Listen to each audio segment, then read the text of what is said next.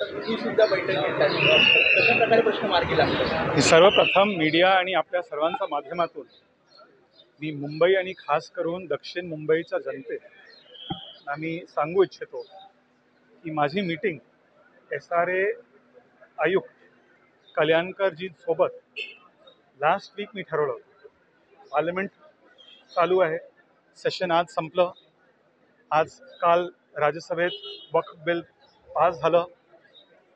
Last weak आपण ठरवलं meeting. माझी मीटिंग ठरवल्यानंतर मनसेनी आंदोलन सुरू केलं.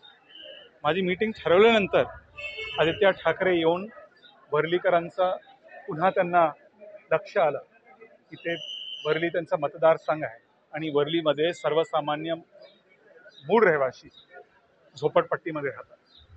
मला याचं राजकारण नाही करायचं आहे, पण एक गोष्टी मी आत्मविश्वासाने सांगू इच्छितो की शिंदे साहेब महाराष्ट्राचे UD मंत्री आहे, हाऊसिंग मंत्री देखील आहेत आणि झोपडपट्टी आणि चाळीमध्ये राहणारे भाडेकरू यांना खूप कॉन्फिडन्स आहे, विश्वास आहे आणि आशा आहे की शिंदे साहेबांच्या नेतृत्वाखाली, देवेंद्र फडणवीसजी यांच्या नेतृत्वाखाली त्यांना नक्कीच न्याय मिळेल.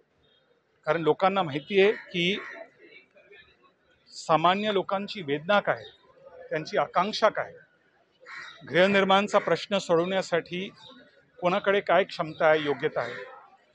म्हणून लोकांना शिंदे साहेबांवर खूप विश्वास आहे.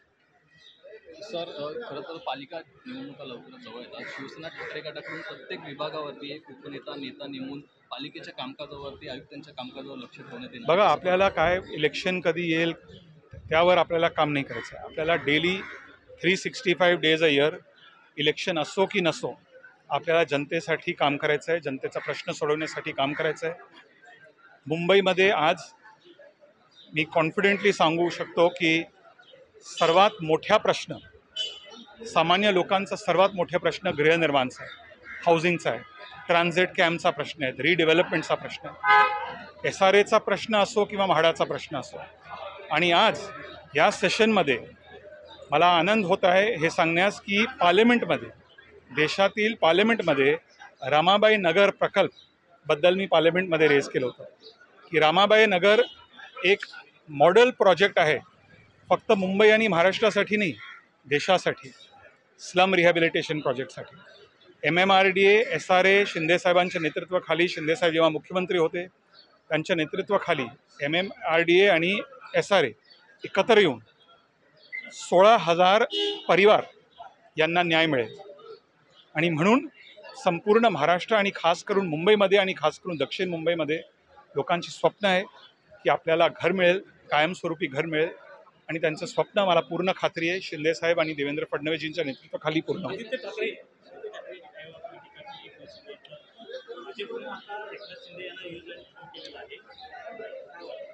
आता बघा, उभाटाना कोणी सिरियसली घेत नाही. आणि खास करून पार्लमेंटमध्ये संजय राऊत आणि अरविंद सावंतचं भाषण ऐकल्यानंतर महाराष्ट्रातील सर्वांना माहिती आहे की उभाटा आता हिंदू विरोधी पार्टी आहे.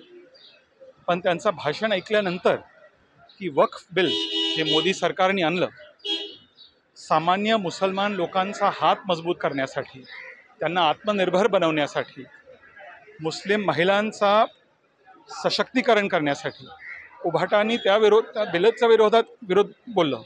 म्हणून आज महाराष्ट्रातील सर्वांना माहिती आहे की उभाटा एक हिंदू विरोधी पार्टी आहे आणि मुस्लिम विरोधी पार्टी पण.